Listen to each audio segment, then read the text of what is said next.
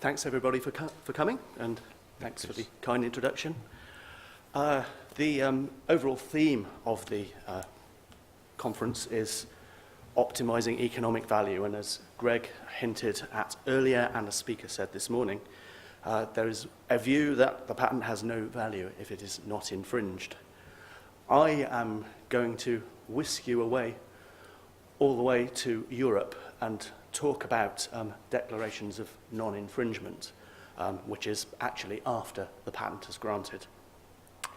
Now, as I'm sure you know, in Europe there's a political will to provide a unified patent court that will provide a single decision that covers all of the states which are participating in the unitary patent.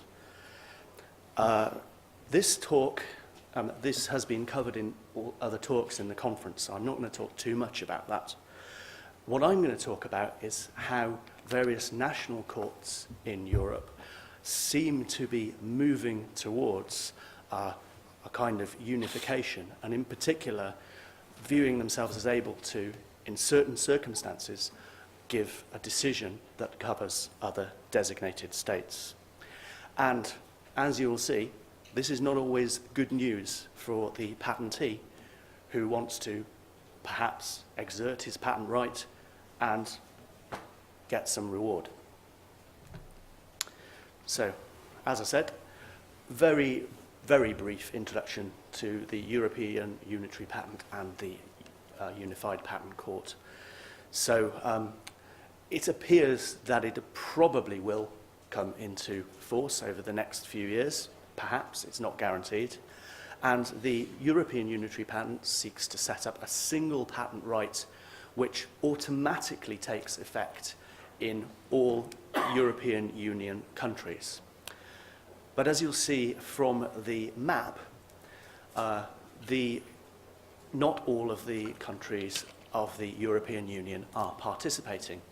The orange countries are European Union states that are participating in the European Unitary Patent.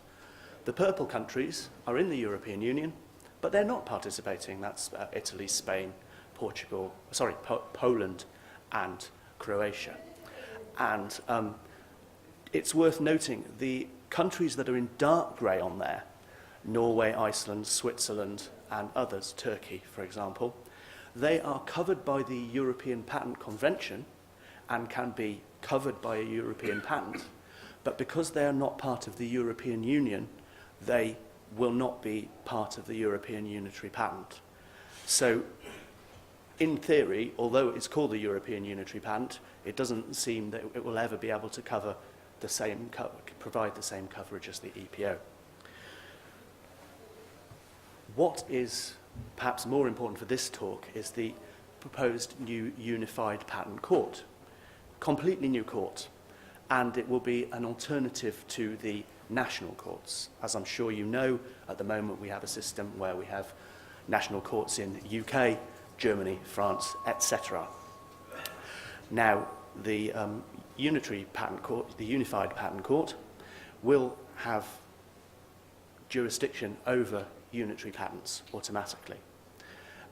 And also it will have jurisdiction over conventional European patents in participating states. And that includes those granted before the Unified Patent Court is set up. It looks like there'll be an opting out procedure, but ultimately the plan is for Unified Patent Court to have jurisdiction over all European patents.